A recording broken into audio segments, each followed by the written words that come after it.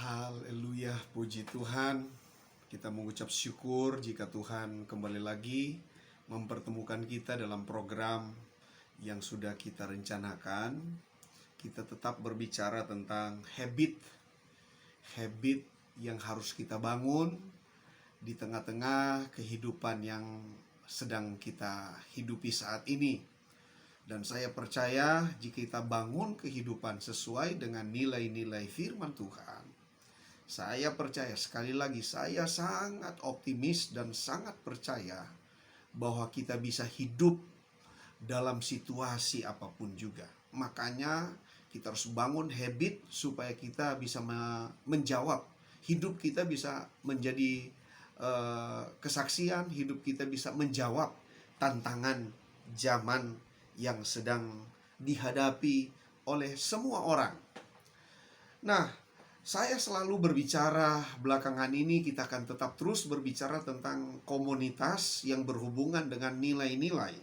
Nah, kemarin kita bicara tentang komunitas yang terbaik, komunitas yang ideal, waktu komunitas itu terbangun dengan nilai-nilai keluarga. Sebab saya percaya dari pembacaan Alkitab, dari firman Tuhan yang kita baca, bahwa memang benar Tuhan ingin setiap komunitas yang bernama gereja lokal, yang bernama apapun juga, saudara-saudara, termasuk saudara-saudara di mana kita mungkin bergereja, kita mesti tahu bahwa komunitas yang paling tahan, yang paling kuat adalah komunitas keluarga. Artinya, nilai yang ada di dalam keluarga itu merupakan nilai yang perlu kita contohi, kita adopsi, dan kita hidupi untuk kita bawa di dalam nilai-nilai komunitas kita masing-masing,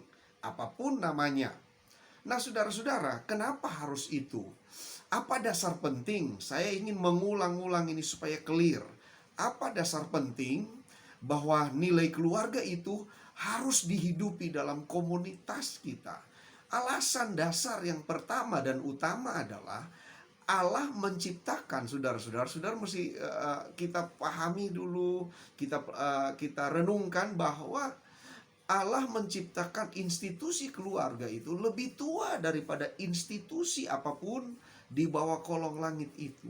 Di bawah kolong langit ini, yaitu institusi yang bernama keluarga. Itu yang dasar pertama. Dan kedua, institusi ini sejak awal menjadi musuh dari iblis. Iblis selalu berusaha untuk menghancurkan keluarga. Iblis selalu berusaha untuk menghancurkan apa yang Tuhan bangun dari awal. Artinya, saudara-saudara, tentunya ada sesuatu yang menarik sehingga Tuhan bangun, iblis coba hancurkan. Artinya ada sesuatu yang penting sebenarnya yang dibangun oleh Tuhan, yang dibangun oleh Allah. Sehingga dengan waktu ribuan tahun berlalu, saudara-saudara, sejak Taman Eden, selalu yang diserang oleh iblis selalu keluarga, selalu keluarga. Itu merupakan pertanyaan besar bagi kita. Kenapa harus keluarga yang diserang? Sederhana, saudara.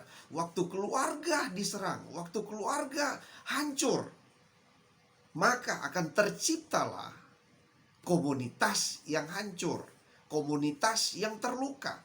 Jika keluarga terluka, maka komunitas di mana dia berada selain keluarga, keadaan yang hancur ini akan dia bawa di dalam komunitas itu. Karena ada trauma, ada sakit, ada luka batin, ada kepahitan yang belum diselesaikan. Jadi saudara-saudara, ini merupakan hal yang penting. Artinya sebenarnya keluarga itu memiliki nilai yang sangat elok, memiliki nilai yang sangat penting untuk membangun satu keluarga yang ideal, komunitas yang ideal. Makanya kalau kita menyapa Tuhan kita juga, kita menyapa Bapa. Di dalam doa Bapa kami diajarkan, Bapa kami yang di sorga. Artinya hubungan keluarga itu Keintiman yang paling dekat, paling tinggi adalah hubungan keluarga sebenarnya. Makanya iblis selalu berusaha menghancurkan. Supaya apa, saudara-saudara? Supaya dengan tujuan model nilai keluarga ini dihancurkan. Supaya apa, saudara-saudara? Supaya orang tidak punya model untuk bangun satu komunitas, supaya orang tidak punya model yang ideal untuk membangun satu komunitas, termasuk untuk membangun satu komunitas rohani yang namanya gereja lokal. Jadi sekali lagi saudara-saudara, kenapa keluarga itu, nilai keluarga itu sangat penting. Dan Tuhan selalu melawat keluarga. Untuk apa? Untuk melawat komunitas, untuk melawat kota, untuk memperbaiki kota, untuk memulihkan kota, untuk merestorasi kota, bangsa, bahkan bangsa-bangsa. Ya, Yesus selalu berawal dari keluarga. Dia harus menyentuh keluarga, karena dari keluarga itu akan muncul orang-orang yang sangat luar biasa untuk bertanggung jawab bagi kotanya, bertanggung jawab bagi bangsanya, bahkan bertanggung jawab untuk secara universal. Dia akan bertanggung jawab. Jadi saudara-saudara, komunitas keluarga memiliki nilai yang sangat penting, nilai yang sangat esensi di dalam kita membangun sesuatu. Makanya iblis, sekali lagi, iblis selalu berusaha untuk meruntuhkan, untuk membuat seakan-akan, untuk membuat begini, kesannya begini, nilai keluarga itu bukan hal yang ideal untuk kita bangun sesuatu. Karena apa?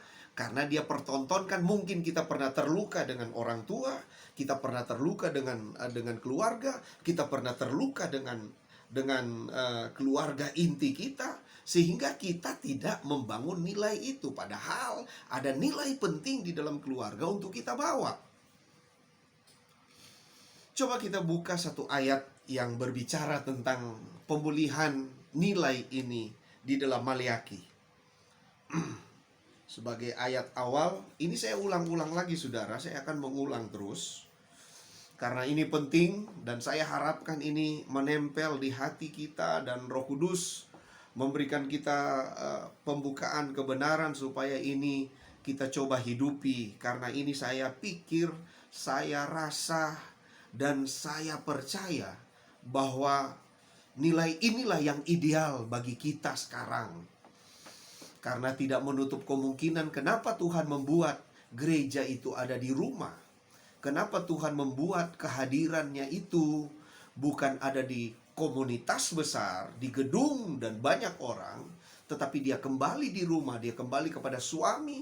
Tuhan tuh kembali berhubungan dengan keluarga, dengan komunitas inti kita. Kenapa? Tentunya ini ada maksud Tuhan. Makanya saya percaya nilai keluarga sedang Tuhan bangun kembali. Nilai keluarga Tuhan sedang pulihkan kembali. Tuhan ingin sadarkan kepada gereja lokal bahwa nilai keluarga itu adalah nilai yang paling ideal untuk membangun pelayanan, untuk membangun gereja dalam tanda kutip yang ideal. Nilai keluarga. Coba kita baca ayat yang terkenal, Maliaki pasal 4 ayat yang kelima dan 6. Bunyinya begini saudara. Sesungguhnya aku akan mengutus Nabi Elia kepadamu menjelang datangnya hari Tuhan yang besar dan dahsyat itu. Jadi sebelum Tuhan Yesus datang, ada satu pelayanan yang Tuhan akan bangkitkan. Sekali lagi, sebelum Yesus datang yang kedua kali, sebelum hari yang besar itu datang saudara-saudara, Tuhan akan membangun satu pelayanan. Tuhan akan mengutus orang untuk membangun pelayanan yang dinamakan di sini katanya Nabi Elia. Artinya ada satu pelayanan yang akan terbangun sebelum Yesus datang. Pelayanan itu apa saudara? Ayat 6 dia bilang begini. Maka ia akan membuat hati bapak-bapak dan hati anak-anak kepada bapak-bapaknya, supaya jangan aku datang memukul bumi sehingga musnah. Sekali lagi saya baca ayat 6. maka ia akan membuat hati bapak-bapak berbalik kepada anak-anaknya, dan hati anak-anak kepada bapak-bapaknya, supaya jangan aku datang memukul bumi sehingga musnah. Haleluya. Jadi saudara-saudara, kita melihat di sini hal yang sangat luar biasa, hal yang sangat penting bagi kita. Bahwa rupa-rupanya Tuhan datang itu, sebelum Tuhan datang, dia ingin membangun satu pelayanan. Pelayanan itu apa saudara-saudara? Pelayanan yang sangat luar biasa. Pelayanan apa? Saya namakan ini pelayanan generasi. Pelayanan akhir zaman itu adalah pelayanan generasi, pelayanan hubungan. Pelayanan ini dipakai Tuhan untuk menyatukan hati bapak kepada anak, hati anak-anak kepada bapaknya. Ini merupakan jadi artinya begini, pelayanan generasi itu adalah pelayanan membangun kembali, merestorasi kembali nilai hubungan. Value daripada keluarga itu dibangun kembali, itu dipulihkan kembali. Dan inilah jenis pelayanan yang Tuhan sedang bangun. Artinya gereja itu harus membuka diri untuk memperbaiki, menata. Kita mesti rating kembali, kita berpikir ulang, khususnya berhubungan dengan nilai-nilai di dalam komunitas gereja lokal kita. Kita mesti berpikir ulang, kita harus memperbaiki kembali nilai-nilai keluarga di dalam gereja lokal kita, di dalam komunitas kita. Karena ini adalah nilai yang paling kuat untuk merekatkan kita, untuk mempersatukan kita, untuk membuat kita berkorban satu dengan yang lain. Hanya bisa kalau kita punya nilai keluarga.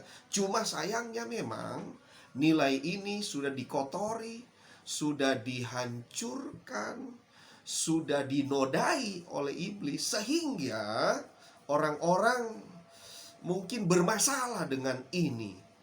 Jadi sekali lagi, kita mesti mengerti sekali lagi. Saya mendorong kita, mari jemaat, mari rekan-rekan hamba Tuhan, mari teman-teman sepelayanan, mari kita menjadi pelayan-pelayan generasi. Kita bangun komunitas, kita bangun connecting, kita bangun hubungan dengan nilai keluarga.